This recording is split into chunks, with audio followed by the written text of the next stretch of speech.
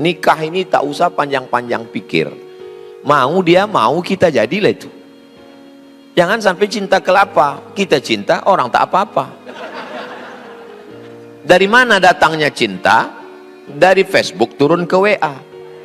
Dari mana datangnya kecewa? Waktu jumpa mukanya beda. Nah, sekarang saya jawab beberapa pertanyaan ini. Saya di mana-mana bertanya itu memang saya minta pakai kertas. Kenapa? Karena banyak orang dapat mikrofon nih, dia pula ceramah jadinya. Tak kemana-mana ceritanya. Nah itu. Yang kedua, kalau dapat saya pertanyaan begini, pas nampak saya yang agak-agak sulit, saya lewatkan. Nah, jadi tak nampak bodoh saya. Nah itu tips juga itu. Makanya banyak orang, Ustadz Somad tuh hebat kali kata dia. Setiap pertanyaan itu dia tak tahu, yang tak bisa itu saya lewatkan gitu. Ini rahasia nih saya buka cuman di PTP 4-nya aja. Kalau di tempat lain mana saya buka kan kelemahan saya kan. Nah, itulah dia. Nah, sekarang kita jawab pertanyaan-pertanyaan ini. Begitulah seriusnya jamaah mengetikkannya, memperinkannya. Memang orang niat mau belajar. Tiba-tiba kita sepelekan, tak kita jawab. Macam mana sakit hati dia. Jadi begini Pak Ustadz. Mak belum apa-apa udah jadi begini. Itu langsung. Tak ada salam, tak ada. Jadi begini gitu. Jadi gini. Aku udah nikah dari... Pakai aku pula. Kalau kita dulu sama Ustadz tuh saya, segan kita pakai aku kan. Memang orang sekarang nih kasar perasaan. Aku udah nikah Desember 2019. Selama 4,5 tahun nih masih tinggal sama orang tua. Kalau bisa kalian jangan nikah. Jangan nikah. Jangan tinggal sama orang tua dan mertua. Habis nikah itu carilah rumah-rumah kontrak. Ah Ustadz ngomong aja enak aja gitu, mentang Ustadz kan nggak pernah ngontrak. Saya ngontrak dulu di sini, itu ada rumah peta. Pulang saya pulang Agustus, September, Oktober rumah saya belum siap di Sukakarya. Saya tinggal rumah peta. Saya bawa keponakan saya, istri saya lewat sini. Ah disinilah aku ngontrak sama almarhumah emak dulu. Jadi ngontrak itu tidak hina. Jadi nikah jangan kalian, karena kalau di rumah nanti kalian akan didikte, tak tahan, macam Tom and Jerry dia di rumah itu. Nah, jadi usahakan bilang sama dia, aku bukan tak sayang dengan kalian mak ya, tapi izinkan kami mandiri, kami mau ngontrak sana, izinkan kami. Jadi belanja cemana? Nah, belanja kirim juga lah. Ya, biar supaya bisa kalian hidup. Akhirnya bulan Juli 2024 saya beli rumah KPR subsidi take over, masih sisa 5 tahun lagi. Sebenarnya saya juga nggak mau ambil rumah yang masih ada utang ke bank, takut riba. Tapi keadaannya bikin saya dan suami akhirnya ambil rumah itu dan udah saya tempati juga. Saya juga berniat buat nabung dan cepat-cepat lunasi hutang di banknya. Terus masalahnya sekarang saya kadang overthinking. Saya takut Allah cabut keberkahan di hidup saya gara-gara utang bank ini. Saya takut terputus dari Nabi Muhammad karena dosa riba ini. Saya minta nasihatnya. Akad jual belinya sah, bukan batal, bukan fasid. Lalu bagaimana solusinya? Kalau ada aset yang bisa dijual untuk menutupi utang ini, tanya ke bank. Ini kan 5 tahun lagi, ya bisa tak kubom ini? Kata dia bisa, tutupkan bisa. Nah, ada yang bisa dijual, entah petak tanah, entah apa, tutupkan ini bisa. Tak bisa Pak Ustadz, kalau saya letupkan sana meledak Hiroshima Nagasaki ini semua. Kalau meletup satu ini meletup semua. Cicil aja sampai lunas. Cicil sampai lunas, akad jual belinya sah. Bagi yang belum, jangan transaksi riba. Bagi yang sudah cicil sampai lunas, kok ada yang bisa dibom semakin cepat lebih baik.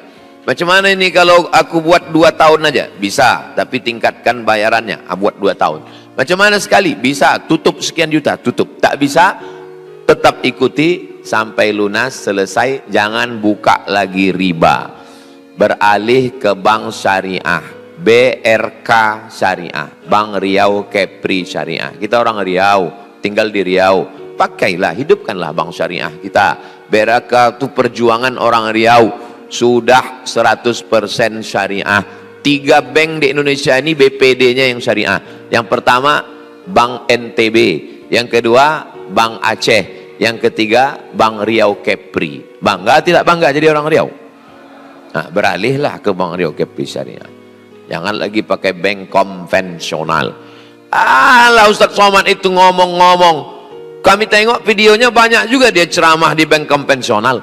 Saya kalau diundang di bank konvensional saya datang, saya ceramah. Tapi yang saya ceramahkan situ, bekerja di sini duitnya haram, makan haram semua, saya bilang. Makanya saya kalau diundang ke bank konvensional itu wal awwal wal akhir. Itu yang pertama dan terakhir. Habis itu tak ada diundang orang itu lagi. Sekarang ini udah tak ada lagi diundang konvensional. Dikasih orang tuh minum, tak saya minum. Kenapa? Duit bank konvensional haram diminum.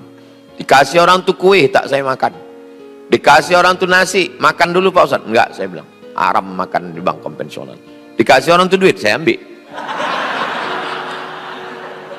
Saya ambil, saya serahkan ke Yayasan Tabung Wakaf Umat. Ini ketuanya Ustadz Al-Nob Dinar. Karena itu, macam mana kalau Bapak Ibu menyimpan duit 10 miliar di bank konvensional, dapat bunganya. Bunganya tak boleh dibiarkan di bank itu. Bunganya itu diambil, tapi jangan dibawa pulang ke rumah. Serahkan ke lembaga yang dinikmati orang banyak. Kenapa Yayasan Tabung Wakaf Umat? Karena ini beasiswa gratis untuk siswa. Dikasihkan. Tapi kalau mau ngasihkan duit riba begitu, atau duit sogok pilkada kemarin, kasihkan aja. Bilang sama Ustadz Al-Nob, Ustadz Al-Nob ini ada duit. Udah, jangan pula begini Ustadz Al-Nob, ini ada beberapa duit haram ini. Kasihkan aja ini Ustadz. Udah.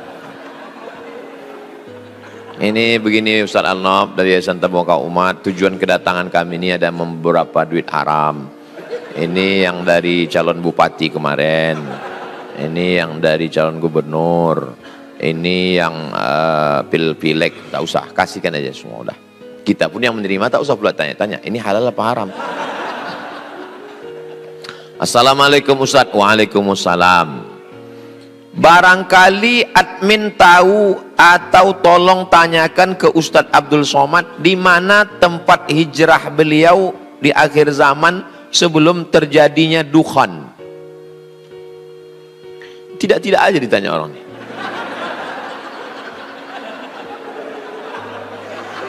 Turun dukhan, dukhan itu asap. Begitu turun dukhan asap, semua orang baik-baik di dunia ini meninggal. Jadi kita insya Allah selamat dari huru hara hari kiamat. Karena sebelum salam Sahih Muslim 5. Allahumma inni a'udzubika min adzabi jahannam wa min adzabil qabri wa min fitnatil mahya, itu selamat, wa min fitnatil wal mamat wa min syarri fitnatil masihid dajjal. Jadi kita insya Allah kalau beriman beramal soleh tak merasakan huru hara hari kiamat. Kita sudah waktu turun awan dingin itu kita mati semua, bersih, husnul khatimah semua insya Allah.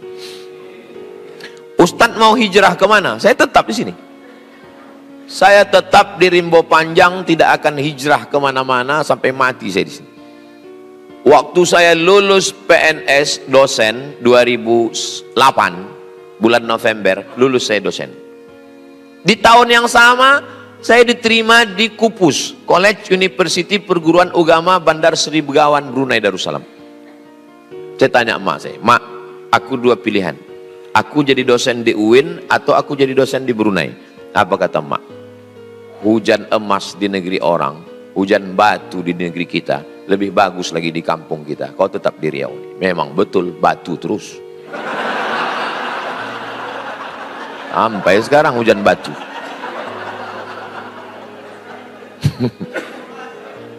Baru saya paham logika emak saya berpikir. Kalau ku pilih dulu yang Brunei, jadi dosen saya di Brunei, siapa yang masuk ke Talang Mama? Siapa yang masuk ke Bagan Benil? Siapa yang tablik akbar?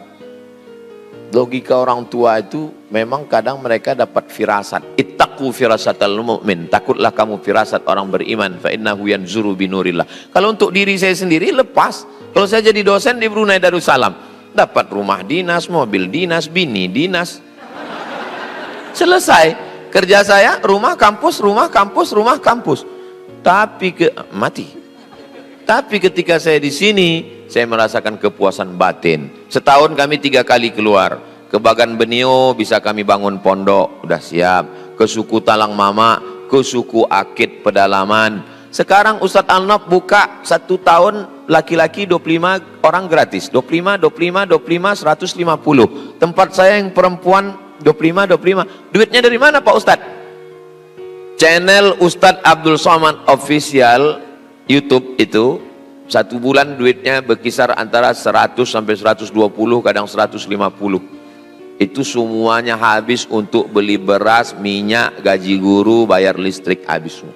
Maka saya sakit hati kali kalau dituduh orang, itu Somad tuh beli mobil baru duit YouTube itu kan.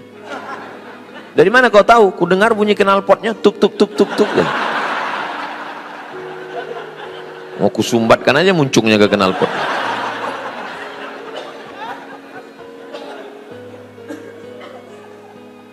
Datang kalian ke pondok tuh tengok, tanya adminnya dari mana kalian dapat duit.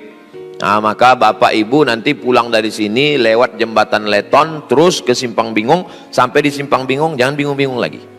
Belok langsung ke kiri sebelum TPU Kopit, sebelum makam Ustadz Tengku Zulkarnain, ada sebelah kanan pesantren Nurul Azhar.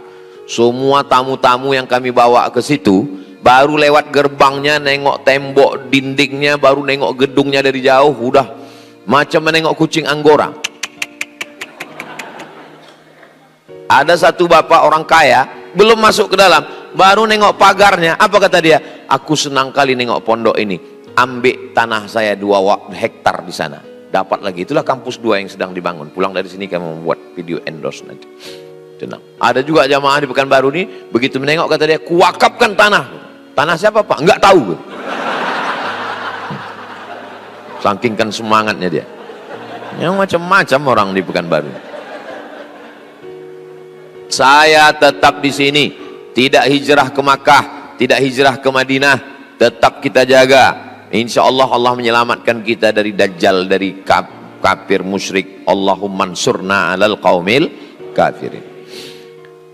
Ada link ceramah UAS, batasan umur anak laki-laki bisa jadi mahram safar bagi ibunya atau anak laki-laki umur 11,5 tahun.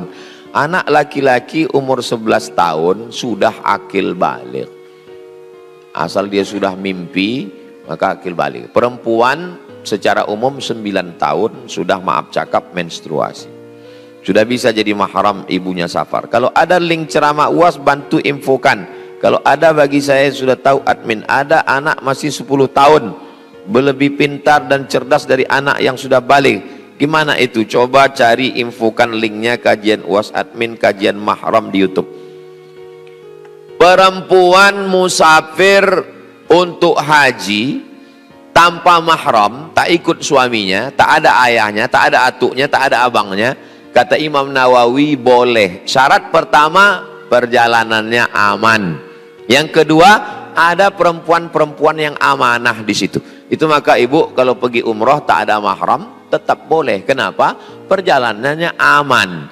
Beda zaman dulu naik onta dari Makkah ke Madinah, takut perampok di tengah jalan. Mesti ada suami, mesti ada abang, adik, ayah, pakcik, atuk. Kalau tak ada siapa yang menolong dia? Dia mau pergi ke toilet ke balik-balik bukit, siapa yang menemani? Zaman sekarang ada security, ada polisi, aman, tidak ada fitnah.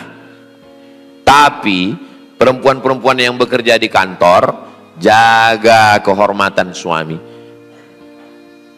Ustadz Somad, istri saya ini dilarikan kepala dinas. Kenapa bisa begitu Pak? Mereka keluar kota, saya yang mengantar ke airport. Saya bilang sama Pak Kepala Dinas nih, ku titipkan istriku ya Pak. Betul-betul dijaganya Pak Ustadz. Kenapa kau latah? Kalaupun terpaksa ibu harus keluar kota, jangan dengan laki-laki yang tak mahram. Perempuan bekerja, masuk kantor, berangkat jam 7 pagi, masuk kantor jam 8, pulang jam 4 sore, sampai rumah jam 5, macet sampai jam 6, azan maghrib, sholat isya, makan. Sama suaminya cuma 3 jam, 9, 10, 11. Sama laki sendiri 3 jam, sama laki orang 10 jam. Akhirnya apa kata orang barat? Witing trisno jalaran suko kulino. Cinta tumbuh karena sering bersama. Berawal dari tukaran nomor, merasa nyaman, akhirnya terjadilah apa yang terjadi. Tapi kalau ditegur Ustadz, kenapa kau berdua-duaan makan siang berjalan? Udah macam abang saya, udah macam pak cik saya, udah macam, berawal dari macam, berakhir dengan macam-macam. Waspadalah. Saya seorang wanita pekerja, umur saya 40 tahun. Dulu pernah terpikir untuk menikah sambil kerja. Karena saya lebih mendulukan karir, maka saya undurkan tidak menikah. Karir dulu baru nikah. Sampai keluarga banyak yang membuli saya. Namun sampai sekarang kecil rasanya hati untuk menikah. Pertanyaan saya, apa saya berdosa atau apa solusinya? Nikah ini tak usah panjang-panjang pikir. Mau dia mau, kita jadilah itu. Jangan sampai cinta kelapa. Kita cinta, orang tak apa-apa. Dari mana datangnya cinta? Dari Facebook turun ke WA. Dari mana datangnya kecewa? Waktu jumpa mukanya beda.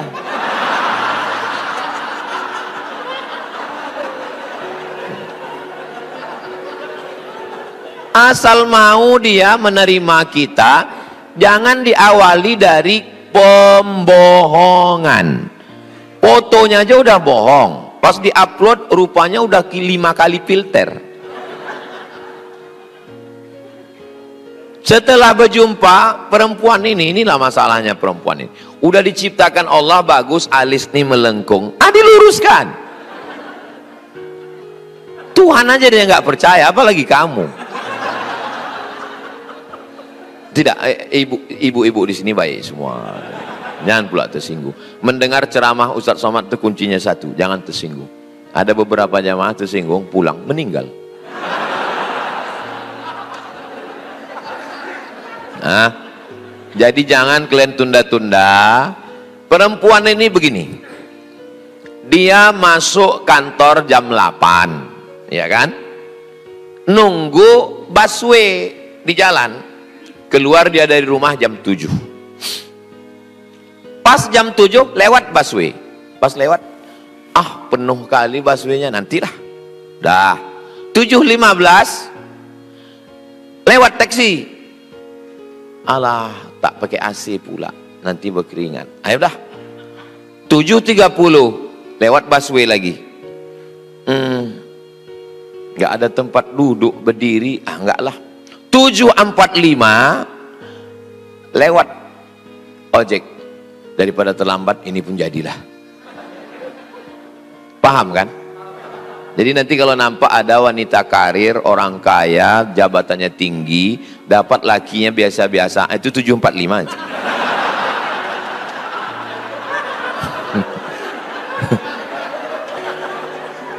Jangan banyak pilih. Pilih-pilih tubuh, terpilih bongkolnya. Terlambat ketawa ibu. Jadi kan dia 7.45. Jadi perempuan, kalian macam bunga. Jangan sakit hati adik-adikku. Perempuan ini macam bunga. Bunga ini tabiatnya macam mana? Kuntum, mekar, kembang, harum, layu. Perempuan puncak cantiknya 25, habis itu dia layu. Beda sama laki-laki. Kami ini puncak kuntumnya itu 40. Saya ini sedang puncak-puncaknya nih sekarang.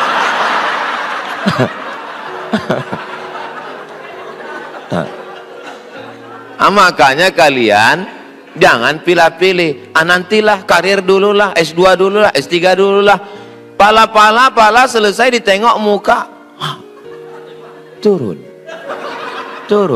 Akhirnya kemana? Akhirnya pergi ke klinik kecantikan. Suntik ini naik, suntik ini naik, suntik ini naik, suntik ini naik. 2 bulan turun balik. Asal mau dia nikah, udah. Apalagi yang mau dicari hidup ini? Sesudah nikah, mau dia menerima kita apa adanya, susah senang bersama. Bang, aku cuman minta kau mendampingi aku sampai kematian tiba. Setelah itu kita berjumpa di surga Jannatul Firdaus. So sweet Adinda. Aku nih bang S2, S3, anak orang kaya, duitku banyak. Jangankan gajiku, nyawa aku kasihkan ke abang. Ambillah. Tapi kalau kau macam-macam, satu kesalahanku dalam hidup nih bang. Apa dia? Mencintaimu.